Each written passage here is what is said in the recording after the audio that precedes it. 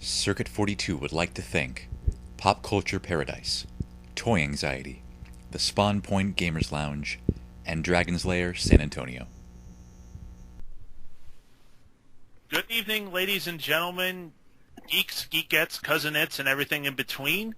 Welcome to a very special show here on Circuit 42, for it is the debut, premiere, sensational first issue thing of our new show called Nerds Without Borders. I am your host, Shane Fitzgerald, joined as always by my co-host, Ian McIntosh. Yeah! And our very first special guest on this very first special episode of this very special show, I'm saying that a lot, I tend to do that. It's pretty special. Yeah, is Miss Carla Lewis, who recently gained some viral attention because of her amazing T-shirt saying, "Transgender veteran, I fought for your right to hate me." Carla, welcome to the show. Well, thank you. I'm glad to be on this special show with two special hosts. I'm special! Yeah. All special, yay! No, but I'm a different kind of special. All special in our own way, which makes none of us special in any way, oddly enough. Yep. So, I guess I should start by explaining what exactly this show is, because we've got plenty of shows, but what is the point of this one?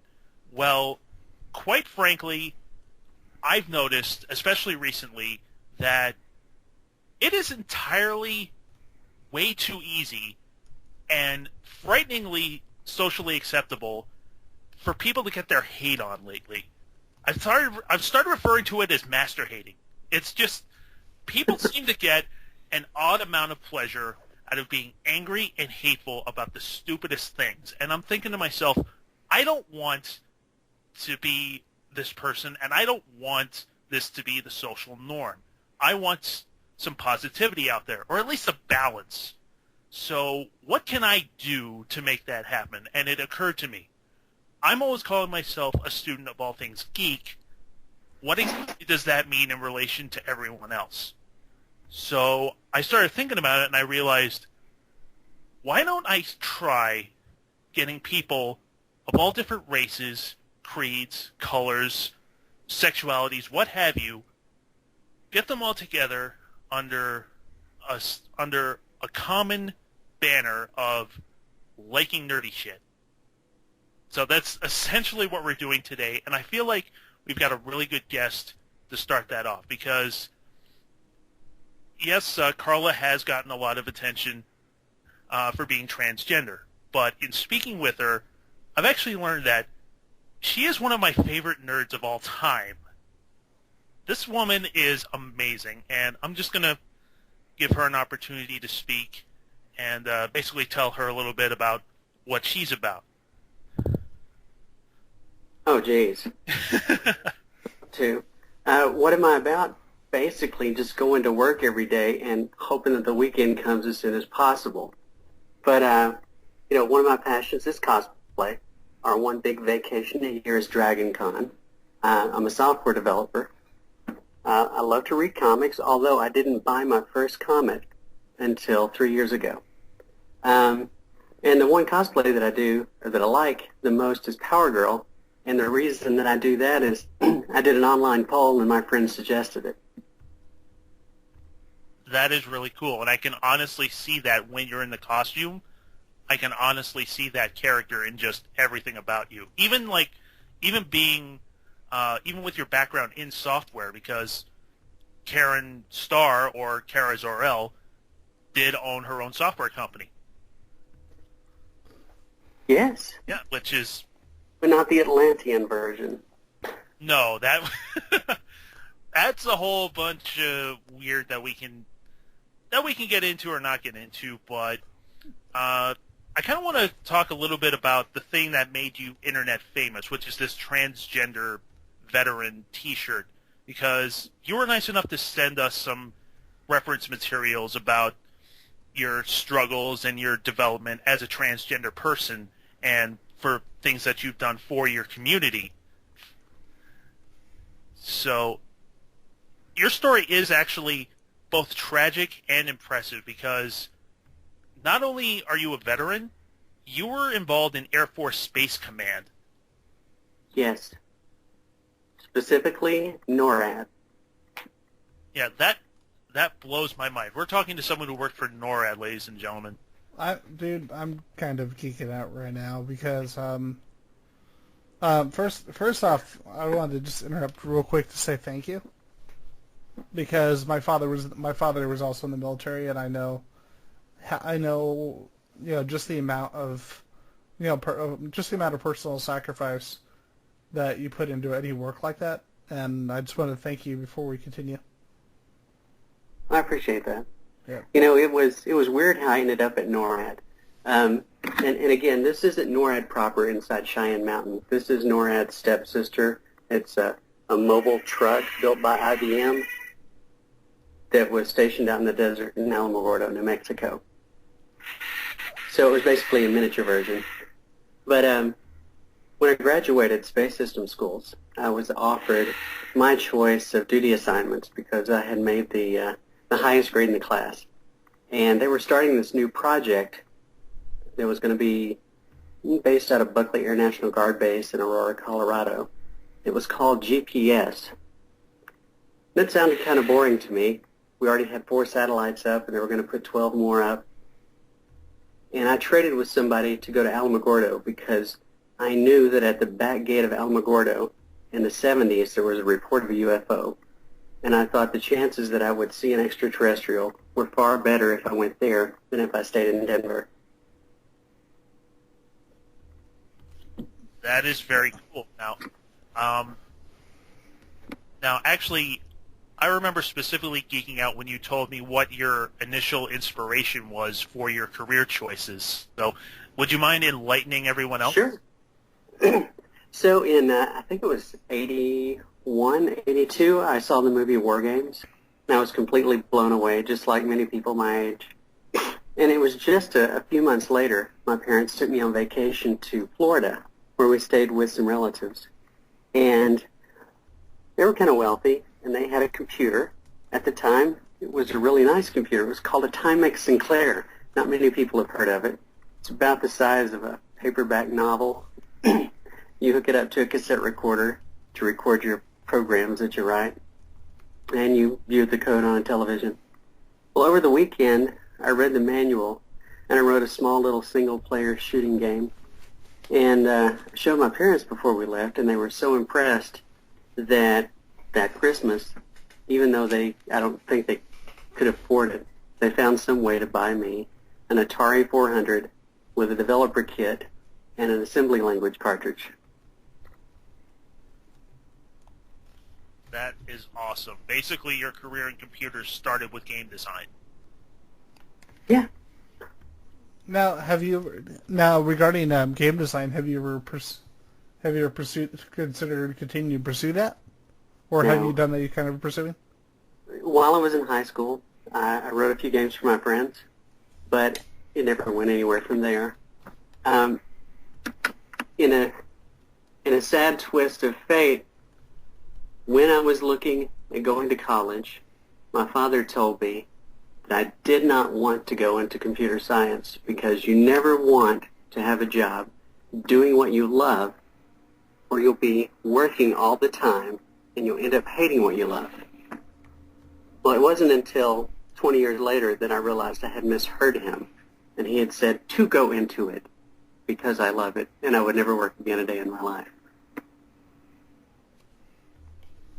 It's funny how that works out because I almost pursued a career in computers myself because I love the idea of computers and what they can mean on a global scale, and to the point that what they do now.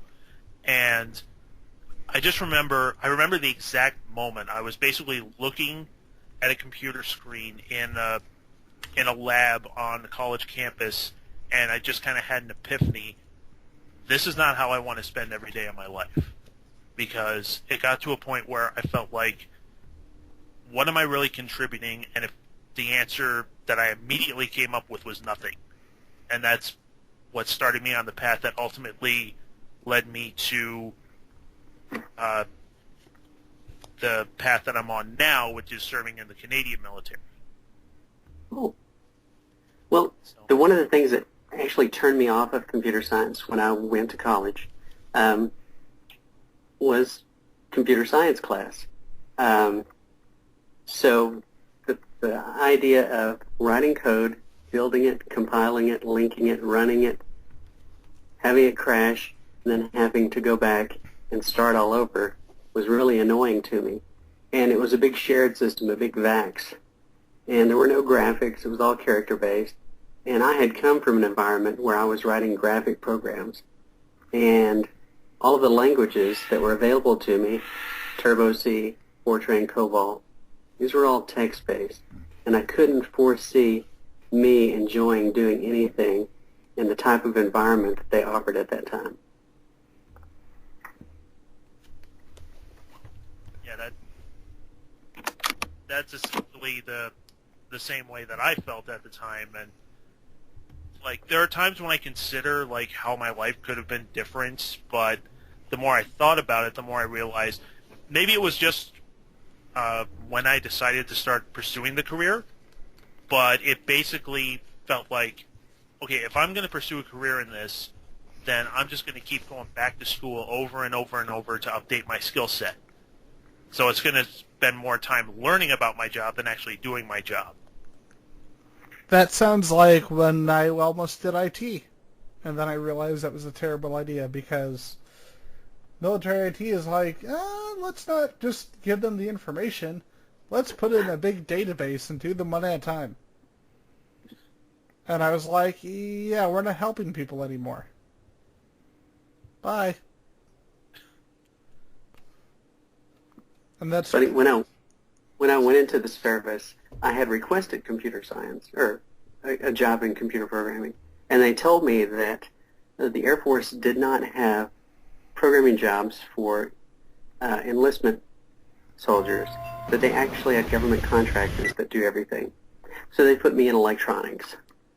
Now, when I got through basic training, just before the end, when everyone got their tech school assignments, I'd say that 70% of the people that were in my flight were going into computer programming, and that completely dumbfounded me. So I was able to go and talk with my instructors, and they sent me to talk to the people that were in charge of the computer program. And they said, well, we don't have any more slots for you in our programming schools, but if you take this test and pass it, then you can go straight onto your duty station and you can skip training. Like, okay. Now, mind you, the only thing I'd ever programmed in was assembly language and BASIC on an Atari and a Commodore 64. I had no formal training before. I took their test, and the passing score was 70, and I made a 69. My heart was broken, and I had to go into electronics. And that was in 1990. It wasn't until 1997 that I actually got a job doing software development. It's weird how I got that, too. So, something I wanted to ask you about, something obviously that a lot of people want to know about. Like, you talked about cosplaying Power Girl, but was that your first costume that you've done, or what other costumes did you do prior to that? Okay, so I went with some friends to Dragon Con in 2007, and I absolutely loved it. We went back in 2008, skipped 2009 because I had a 20th high school reunion.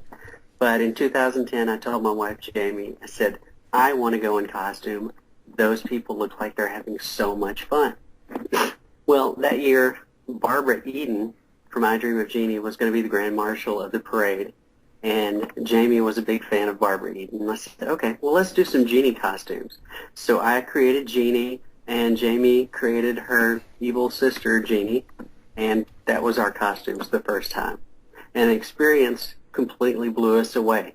Before, it was like we were observers. And when you go in costume, it's like you're a participant. And the experience has completely changed. Yeah, it's funny just how much cosplay can just change your whole perspective of an event like that. Like, all of a sudden, people are looking for photos of you when they want to ask you questions, just like some of the guests. Exactly, yeah. And you can't make it, 30 feet without stopping 100 times. Yeah. Now, in one of the articles, one of the interviews that you sent me to reference, I actually found something that I thought was just really, really cute about you and your wife, Jamie, who is also transgender. Yeah, so she also, she owns her own salon. Is that correct? That's correct. Yeah, and you actually mentioned in the article that she will often use you as her guinea pig for hairstyles. Yes. So I've even had a reverse mullet before. I'm sorry, that's just... Yeah, it was all party in the front and business in the back. Oh my god. I want to get a sideways mullet. Oh dear god. Yeah, like, just completely bald in front and on top, and like the hair just kind of like going off one side and then sitting on the other. It'll kind of look like Max Landis. That's actually a good point. That's kind of the haircut he has now. Yep. But the thing that I really love about this story is that you've already mentioned that you started cosplaying and you made costumes of Genie and Power Girl, and you actually make costumes for Jamie to wear at DragonCon. That's right, yeah. So it's kind of like you share this common thread where she tries out hairstyles on you and you try out costumes on her. That's correct. She has absolutely no interest in pop culture or science fiction or fantasy. As long as I've known Jamie, she's always reading a book, and it's always been a self-help book. I've never seen her read a work of fiction. And so I'll pick a character, make it for her, she'll wear it. She wants me to quiz her on who the character is or what relevance they have, but that's the most that she'll ever know about comics at all. That's actually a really smart idea, especially when you have these like weird people at cons who are like, clearly you don't know who such and such is from issue 376. And it's like, I do, because I've totally read that comic, and then describes it. God. Those people can kiss my butt. I can't stand those. It's like, we're all there to have fun. Let's just have fun. Well, you saw one, sorry. My favorite memory from DragonCon is 2011 when we went as Power Girl and Tara. And I was talking with some friends, and Jamie came up to me and she said, "There's this guy over here that wants to take my picture." I said, "Okay, well, let him." She said, he kind of gives me the creeps. I said, "Who is it?"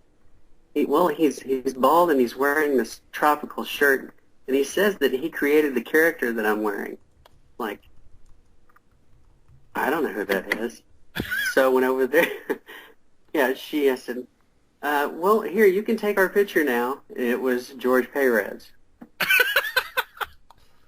That's awesome. I thought I just recently met him, and as soon as you started describing bald and tropical shirt, it's like, okay, Chuck Dixon's not bald, but he wears Hawaiian shirts. George Perez. But he turned out to be a really sweet man. You know, we've seen him every year, and he's one of the reasons that Jamie likes to go. Oh, that's awesome. Like, I was just thinking bald and Hawaiian shirt. That sounds so familiar, and I know it's not Kyle Bear. Oh, and it's amazing to see him do sketches. Like, he can capture your entire essence in, 30 seconds with a Sharpie and a piece of paper. Oh, yeah, he's incredible. Like, he's definitely one of the greatest gifts to comics ever.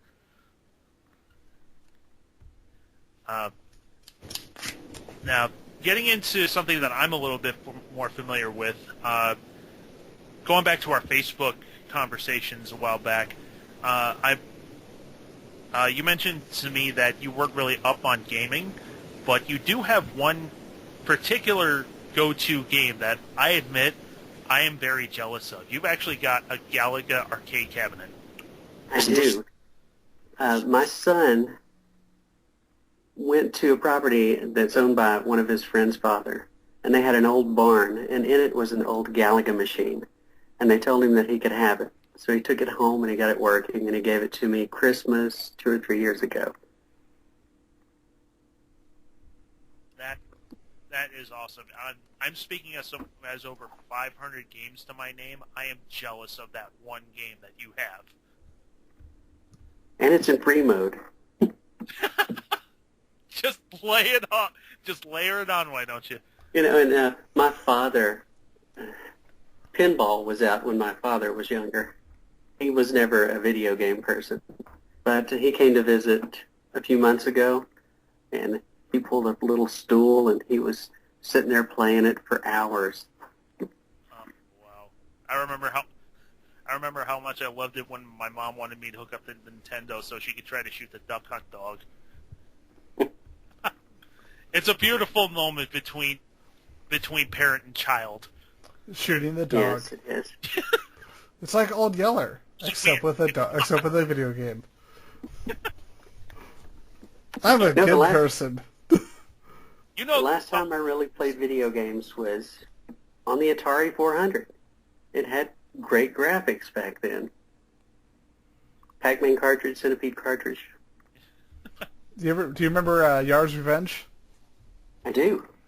I always thought it was cool. Like, I've always tried to find a complete version of that because of the fact that the instructions have a full comic book in it.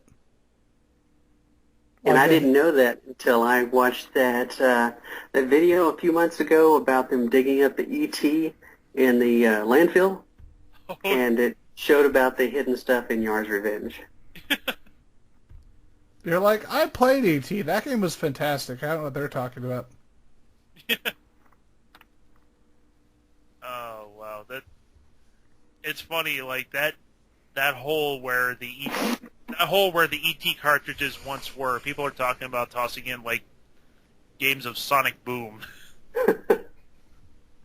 It seems like every generation we have something that we can just toss into a landfill, wait until it's ironically entertaining, and then dig it up and toss something else in. So just out of curiosity, like what comics are you reading at the moment?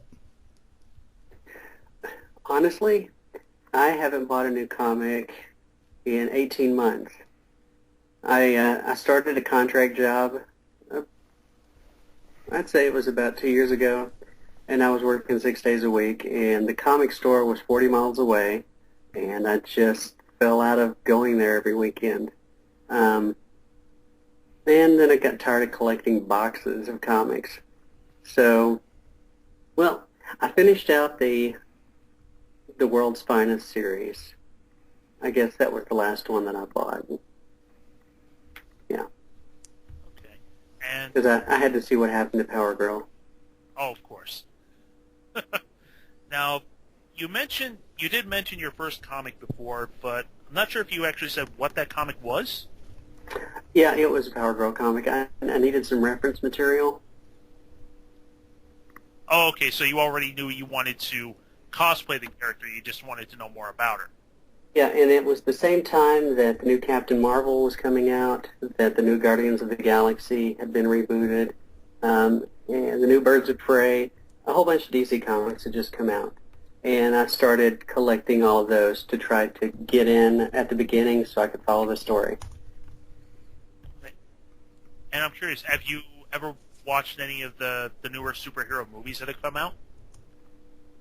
I don't think there's one that comes out that I don't watch. Fantastic Four? I haven't seen that yet. I was waiting for it to come out on video, and it finally did, and I may have downloaded a torrent for the old version and not realized it until I started watching it. You're like, this 1994 version is actually much better. I've got the one from, what is it? Is it the early 2000s or the late 90s? Have you seen that one? Oh, the Yeah. Rockman one? No, Yeah. Are you talking about the Tim Story one with Chris Evans in it? No, before that. Oh, okay, you're talking about the 1994 one, the really funny one with the with like the really cheesy special effects. Yes. Yeah, but the sad thing is it's probably still the closest to actually feeling like a Fantastic Four comic book of all It was the movies. entertaining. Oh It yeah, was entertaining. Yeah, it honestly is entertaining for the sake of 90s cheese. So, I have to ask, what are some of your what are some of your favorites? Some of your favorites superhero movies?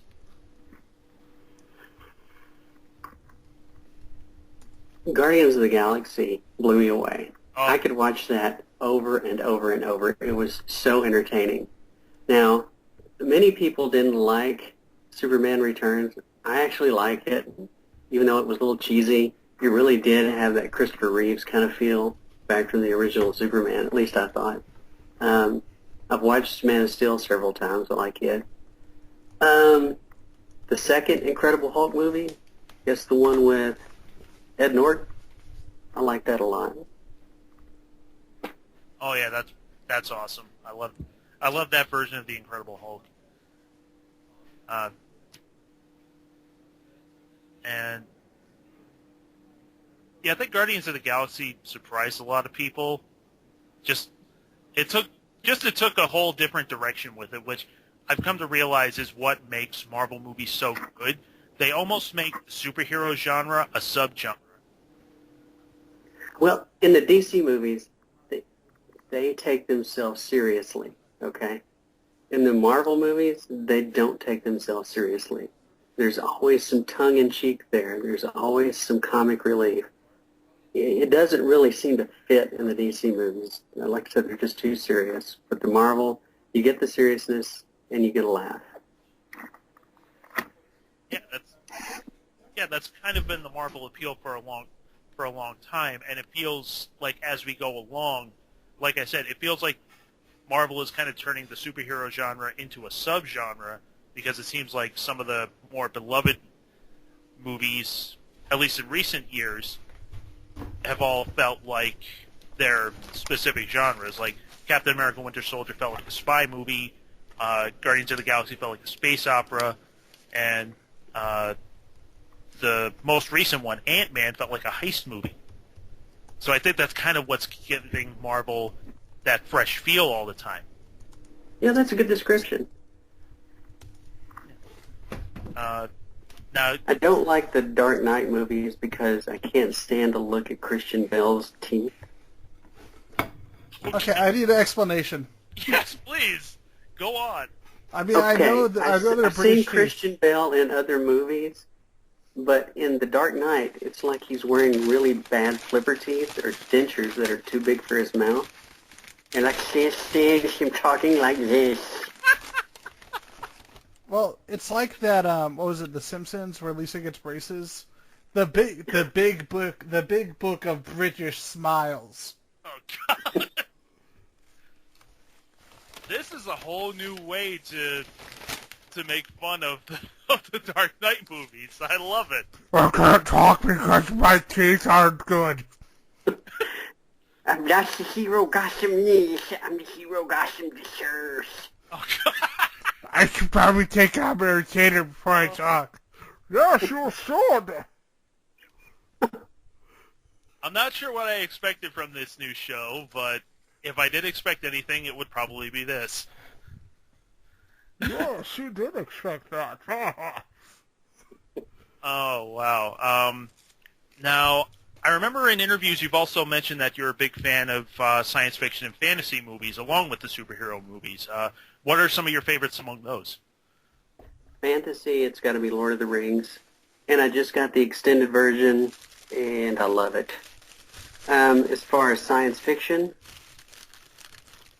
I love Star Trek, I love Star Wars, but what I love more than any of them is Close Encounters of the Third Kind. Oh, yes.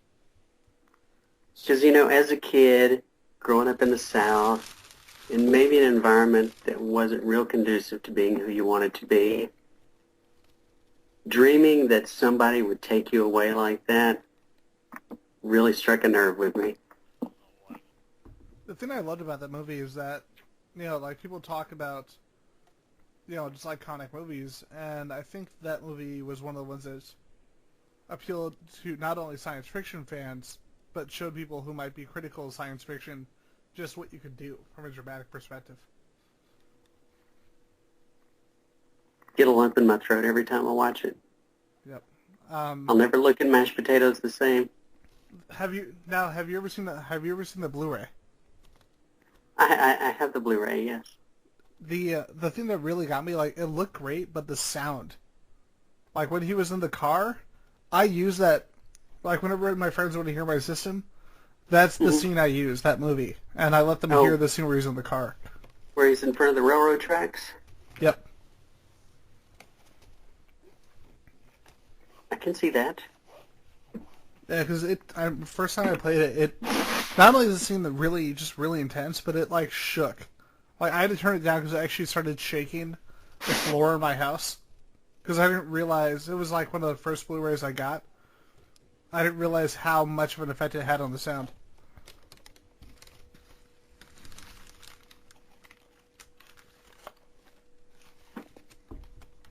So, what are some of your other favorite science fiction movies?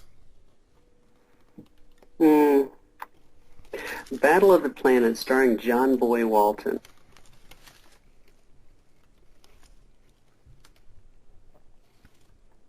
I've never actually got to watch that movie. I've heard of it, but I've never seen it. What's it about? It's a space opera with a ship that looks like the head of Hammerhead from Star Wars. So let's see. Starman is one of my favorites. E.T.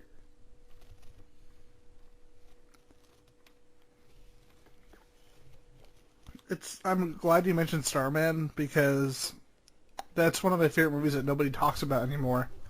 And it's so weird because it's a movie that showed that John Carpenter really... We had John Carpenter on a while ago, and that was a movie that just really showed how you couldn't really put him in a box as far as genre, you know? Yeah, but more importantly, the story shows us how somebody else may view us and how we treat people that are differently. That is really true.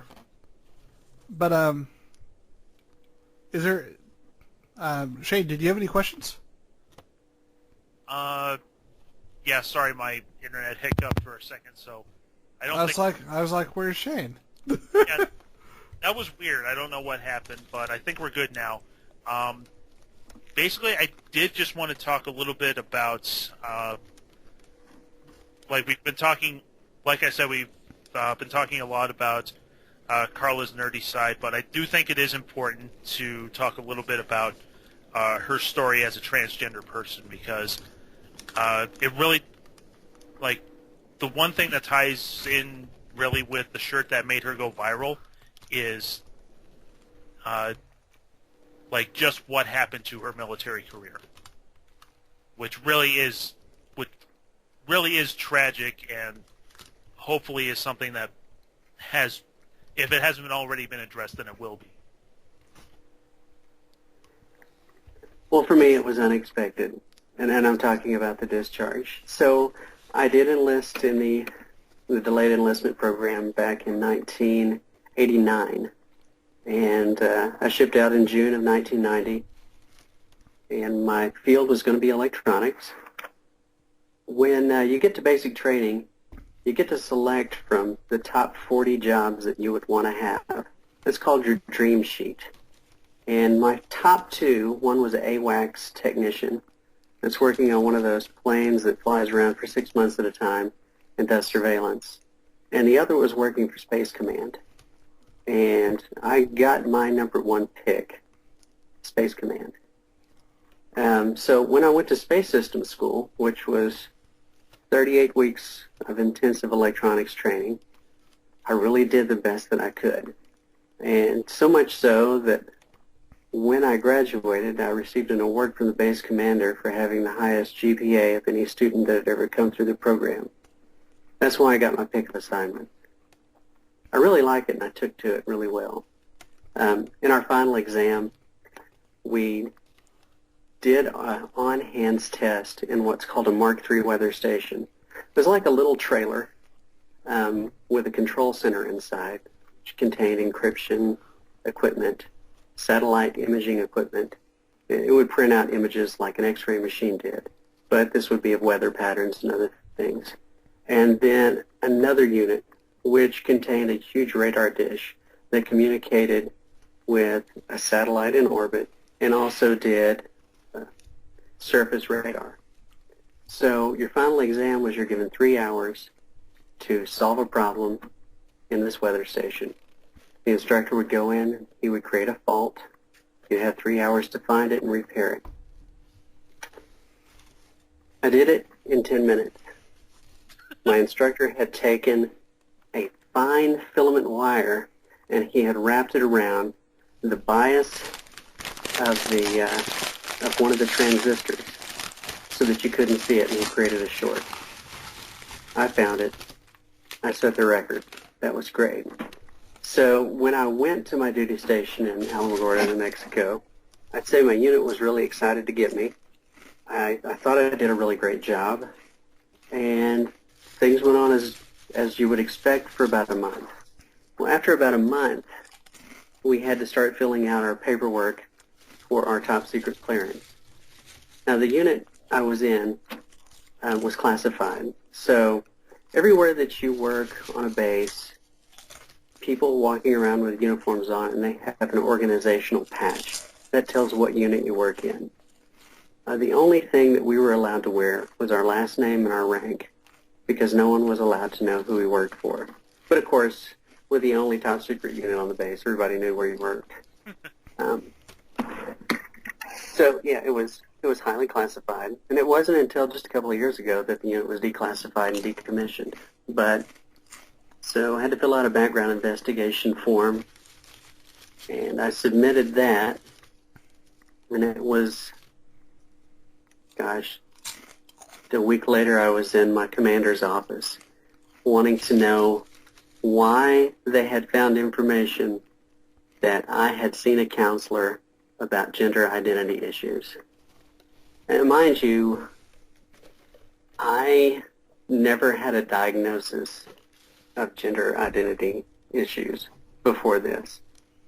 You know, I grew up in the South. If you needed counseling, you talked to your youth minister, which I had before. I told him how I felt. He said, you know, if you just pray really hard, God will make you the man that he wants you to grow into. And so I did. When I met the person that I was going to marry, after about 3 weeks, I told her how I felt. And again, I didn't know anything about it.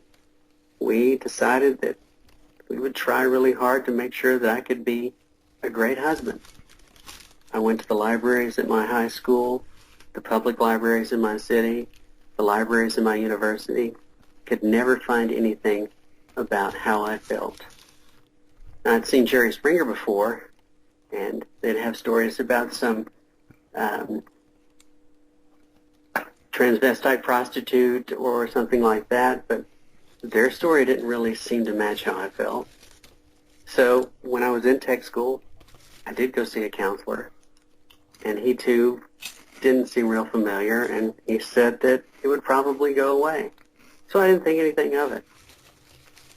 But when they found this, apparently it was a big deal, because the United States considers that any condition a person may have that they could be blackmailed for is a security risk. So if somebody found out that I had gender issues, they could blackmail me into providing government secrets. So I was deemed a security risk. Once you're stripped of clearance at any level, you lose clearance at all levels. Couldn't even be a service specialist and make hamburgers if I wanted to. So they immediately started discharge, which I thought would be pretty quick, but it actually ended up taking 6 months, in which time I was relegated to manual labor. I also lost a stripe, which was kind of irritating. Then I went back home with my tail between my legs, and I had to tell my family why I was no longer in the Air Force. Now, let me tell you something. It's really hard, too. By the time that I got out, 18 months later, I did have a young baby, and I had to provide for him, and it's really hard to go to an employer, being newly discharged from the military, having to show them my DD-214, which is my discharge form, and the bottom of it saying, mental disorders, conditions that interfere with military service. And And I've had that hanging around my neck since 1991, and that's still there today. I gotta say, like, hearing that, this is why that with my family, I'm glad of my dad's mentality, because he was a company commander for a while, and his mentality was, if somebody, it doesn't matter who a person is, doesn't matter what a person is, as long as they're willing to fight, and as long as they're willing to work hard for their country, that's what's important. And he said that his perspective on the military and defense as a whole is that that's what matters. It shouldn't, something like that should not affect your position. When I was in, I was really excited to be in. Yep. I had great friends, and we're all like brothers. I mean, you grow really close to people when you serve with them, and it was rough to have to leave. I couldn't tell them what was going on. While I was in, I guess, August 1st, 1990, Operation Desert Shield commenced, and everything took on a more serious note at that time. Don't know if that affected anything or not.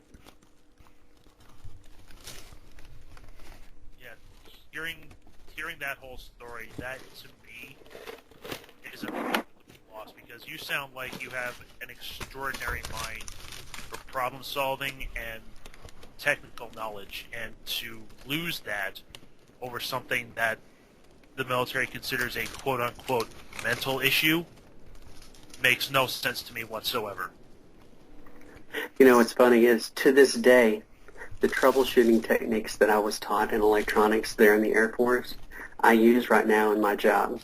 As a developer, we would rotate in and out of support. So every 2 weeks, another developer would be put on support. We'd have to handle incoming tickets and solve problems in the software that we have out in the field. And nobody liked it. Nobody.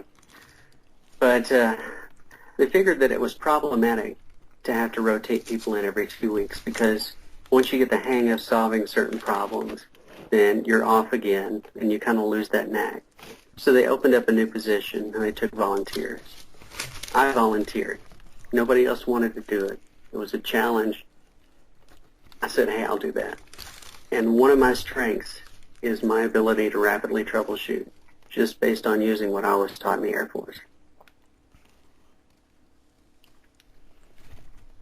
Maybe it's just because I just saw the movie The Martian, which was incredible, by the way.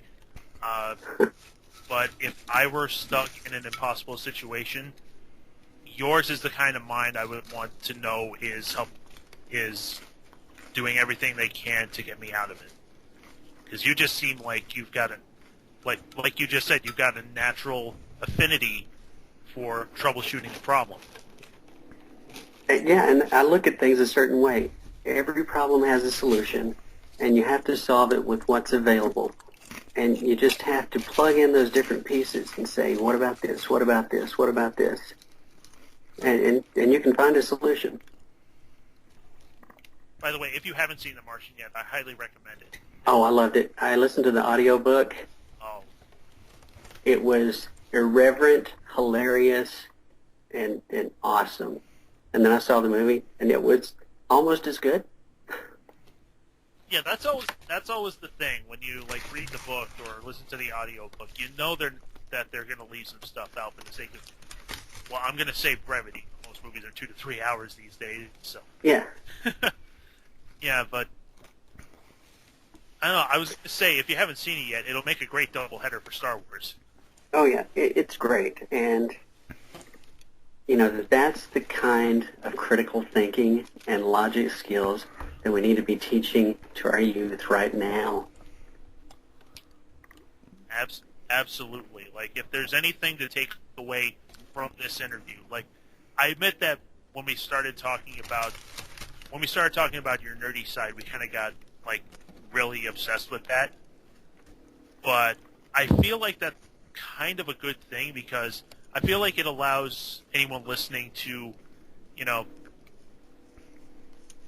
not Like, not to say that being transgender doesn't make you any different than anyone else, because it doesn't. You're a person just like anybody else. And I feel like opening with that, with talking about, like, the things that you like going to Dragon Con, loving sci-fi, all this stuff, I feel like that allows people to relate to you better and not just identify you as a transgender person. Like, because you're not just a transgender person, you're a person. Yeah, it's part of who I am. It's not the whole of who I am. Exactly. Like, that's the thing that I want people to take away from this most of all. Carla Lewis is brilliant, funny, clever, nice, artistic, sensitive, a caring spouse, a loving parent, and grandparent. You know, there's all these wonderful things about this person. And I think if anything, people listening to this should look themselves in the mirror and ask themselves this question. Do you want the person in that mirror to be a big mosaic of color and light and people you love and things that you care about and things that you've done with your life and continue to do with your life? Or do you want to be a dick pic? That's pretty much what it boils down to. Do you want to be identified by your genitals, or do you want to be identified by your life? Yes, that reminds me of what I always tell people, and that's the essence of a person does not lie between their legs. It lies between their ears. Yeah, there's a reason that when America or Canada or anyone else goes into a country, that we say we want to win hearts and minds, because that's what matters. Hearts and minds. What you think and what you feel is infinitely more important than just a minor part of yourself, like your gender, your sexuality. Like I feel like we've learned a lot about Carla today beyond her struggles as a transgender person, which have been important, because you've taken the tragedy that was unjustly thrust upon you, and you've turned it into something positive, because you're helping transgender people, LGBTQ people, not just in your own community, but really around the world. Well, all that's happened here in the last couple of weeks really has given me a platform that I never had before. And people from all over the world have reached out to me and told me that they took inspiration just from that photograph. I can't tell you how many veterans, but also how many people that aren't veterans. People that had said they were just about to give up, but decided to keep on going. That's really, really important to me. It really has been a pleasure to just look at your Facebook and the articles that you post on people who have dealt with the struggles of transgender. And I think that with recent events, with people like Caitlyn Jenner, people like Lana Wachowski, that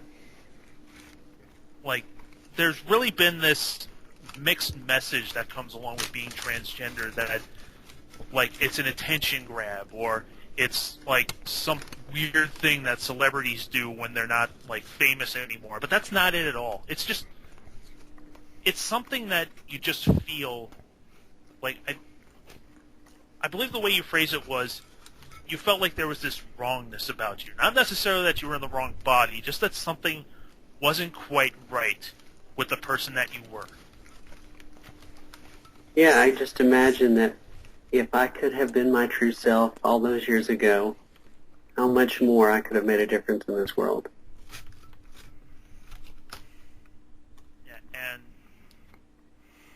that's exactly what you're doing now. You're making a difference to so many people, and it honestly has been, like I said before, it's been a great pleasure to just be your Facebook friend and see these stories for good or ill, about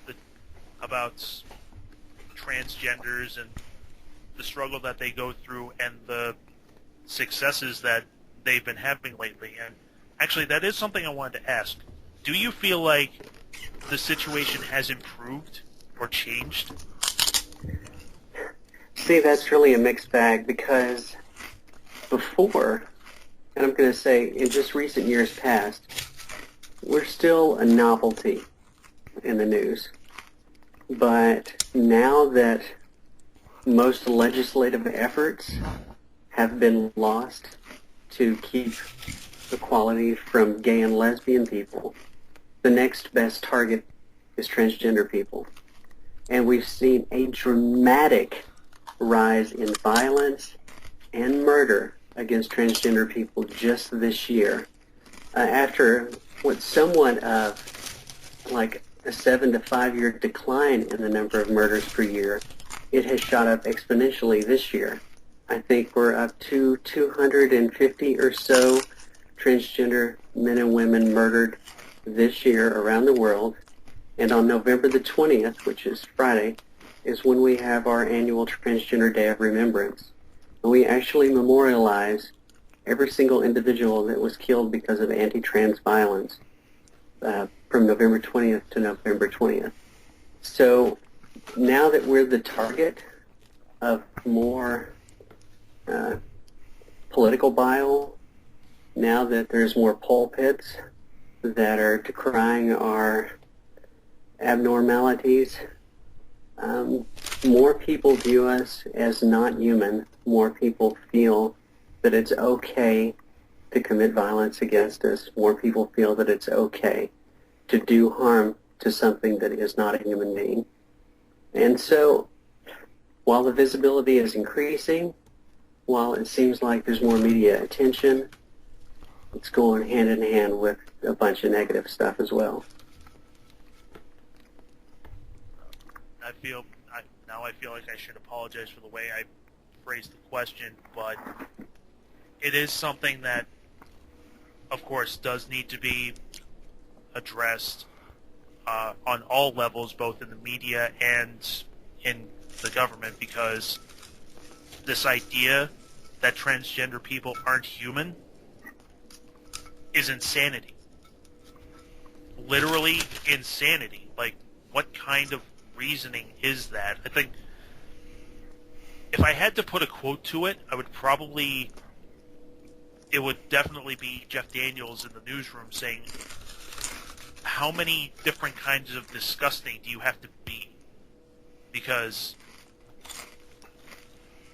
I'm honestly getting a bit riled up here.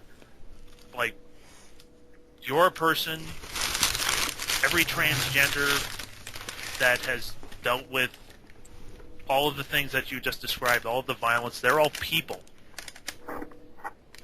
And Well, think about anything that you could possibly be bullied for growing up. And who is it that you can go to when you're having problems like that? You can go to your family, or you can go to your congregation. But in the case of transgender people, those are the two organizations that reject them, their family and their congregation. So often they have nowhere to go. That's why the suicide rate is upwards of 41%. Now, 41% of surviving transgender people have attempted suicide. If we counted all the ones that succeeded, there's no telling how high that percentage would be.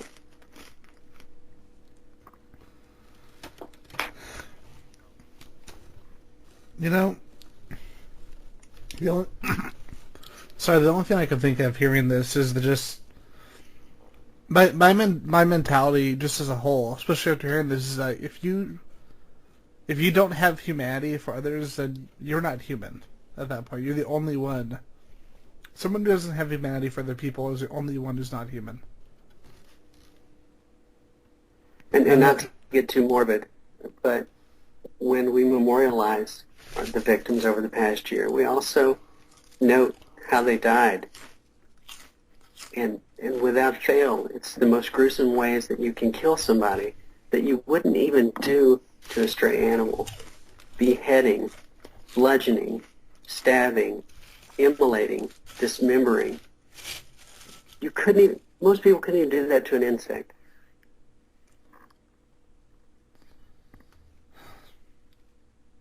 And the sad irony is that they consider the people that they're killing to be sick and mentally ill. That is not the way I see it. It is that is a sad irony. It is the exact opposite. And to everyone listening, I hope that this may have gotten really sobering really fast, but I certainly hope that people can take something away from this, that there is so much more under the surface to people. Like, if you meet someone who is transgender or gay or lesbian or anything like that, that's 1% of the person that is standing in front of you. Do not base your entire opinion on 1% of a human being. Because there is so much more that you're denying yourself, and so much more that person has to offer. You know, Shane, that's almost exactly the way I reconciled with my family. Because after I transitioned, we didn't have a relationship for 2 or 3 years. But I remembered that throughout my entire life, my family loved me for everything that I've ever done and ever gone through. And I wasn't going to let this one thing, out of all the experiences we had in common, this one thing was not going to come between us. And I refused to let them not love me. And I was in their face. I went to the family events. I made them love me, and we have a great relationship now. But that's what families need to remember. If you have a child that's transgender, this is just one small thing. You've got so much more in common.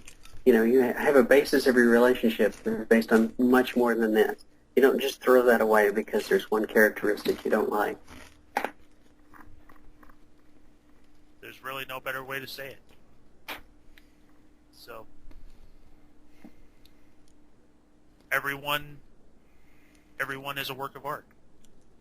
And there's so much to experience in that work of art to focus on one little brush stroke that you consider to be out of place.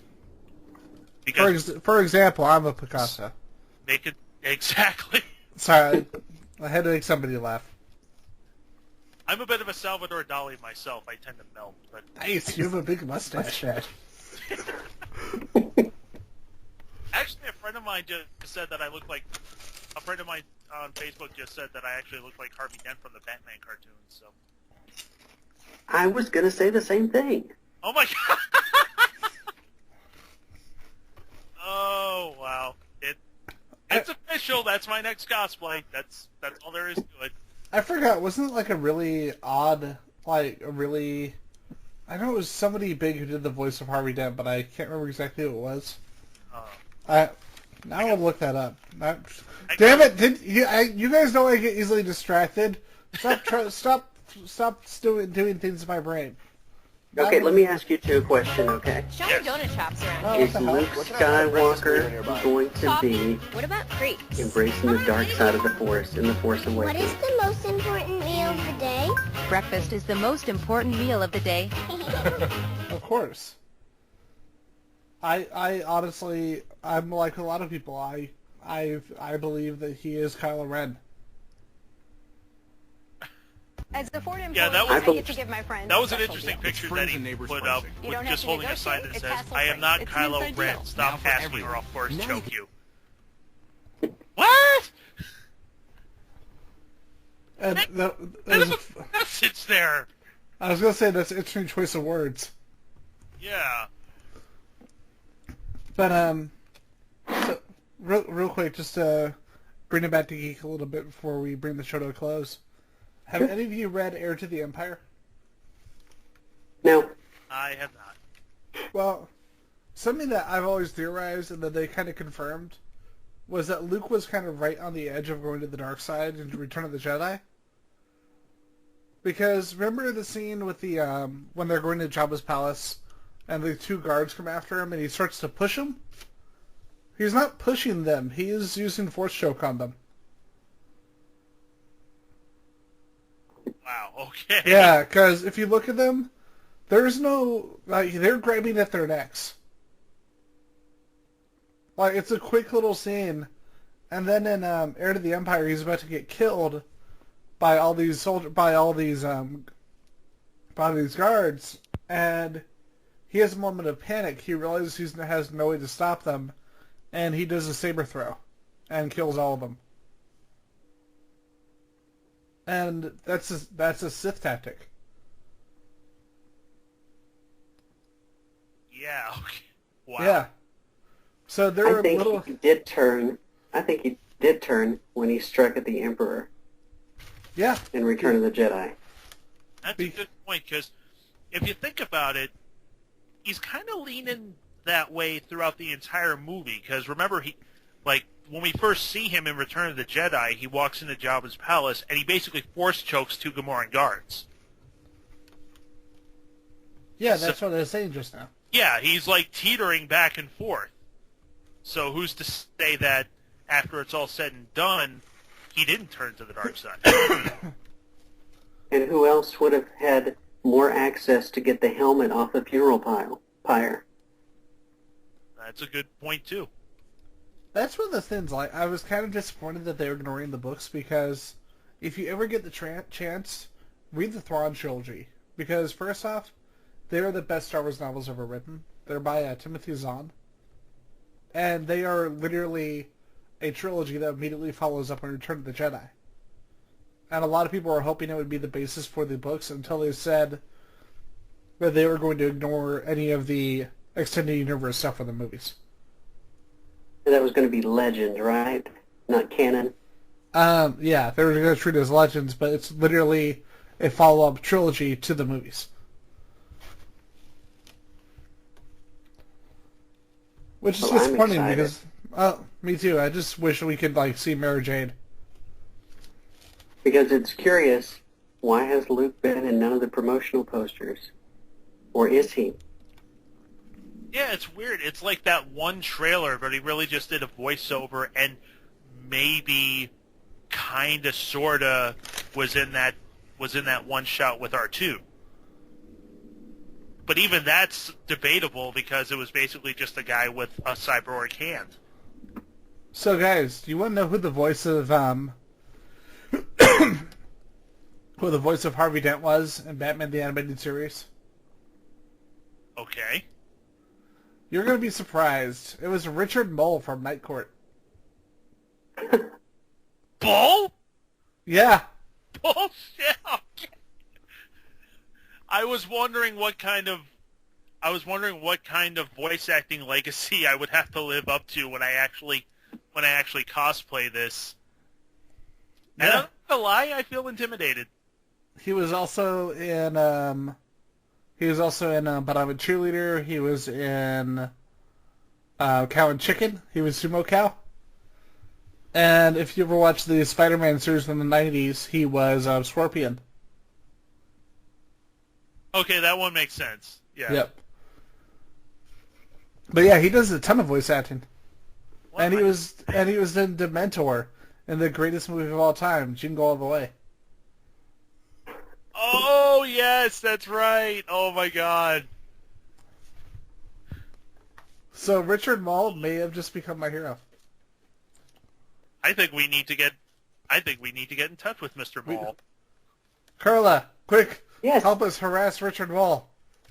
I will use my celebrity to get in touch with him for you. Awesome.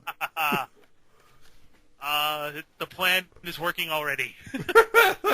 Okay, you know what? I think that's as good a place as any to bring it to a close. Carla, thank you so much for your time. May you continue to be an inspiration to many, many more people, transgender and otherwise. Hey, it was a great conversation. I had a lot of fun talking to you guys. It was fascinating to get in touch with your nerdy side. That was just, I'm going to be honest, I didn't know what to expect for the interview because I knew very little going in because the schedule over the last few days has been completely insane. Like, even trying to get here, I was having to drop something off for a sponsor before I got here. And just kind of coming in cold during the interview, it was really awesome to have you on. Well, thanks. I do kind of wish that we had a little bit more prep time so we could Batman this shit, but I think things went pretty well. We learned a lot, and I feel like we got a good message out there. So Me too. If it helps one person, that's great. fantastic. So just to kind of clear the air a little bit, this probably will not be the exact format for Nerds Without Borders because I suspect that things will be a lot different because this is going to be we have a very broad scope in mind for the show. It's going to cover everything from the kind of stuff that we've covered here today to cosplayers and convention organizers around the world. Because this really is about bringing as many people together as we can through fandom and geek culture. Because I really feel like that's an excellent place to, just spread the word of togetherness and friendship. So we're going to call that a wrap for our debut episode of Nerds Without Borders. Once again, thank you, Carla, for being our very first guest. Yay! And Woo! and that, of course, was my co-host, Ian McIntosh. I am Shane Fitzgerald, and we hope you enjoyed the show, and we hope you learned something. Have a good evening.